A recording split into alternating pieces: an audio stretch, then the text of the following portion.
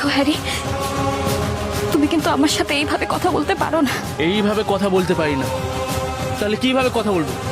বুঝিয়ে দাও, বলো বলো। শুধু তোমারই জন্য সিরিয়ালে আজকের পর্বে দেখা যাবে হ্যারি বাড়িতে চলে যাচ্ছিল, তখন অনি এসে বলে আমাকে না বলেই চলে যাচ্ছ, শাশুড়ি তো ভালোই জামাইয়ের আদর করলো। তখন অনির ওপর রাগ দেখায় হ্যারি আর বলে তুমি শাশুড়ি শাশুড়ি করছো কেন, আমাদের কি বিয়ে হয়ে গেছে বলো। অনি অবাক হয়ে যায় হ্যারি কেন এভাবে কথা বলছে।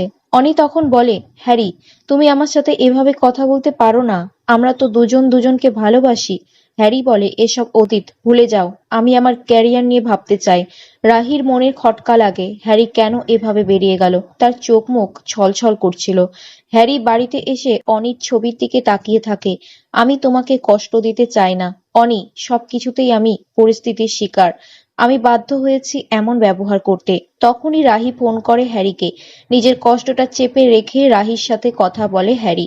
রাহি হ্যারিকে বলে তুই সত্যি করে বল, আমার কাছে কিছু লুকোচ্ছিস না তো? আমার কেন জানি না মনে হচ্ছে তোর কিছু একটা হয়েছে, সত্যি করে বল। আড়াল থেকে হ্যারির সব কথা শুনতে থাকে তিতলি। তিতলি মজা পেয়ে যায় হ্যারির কষ্ট দেখে।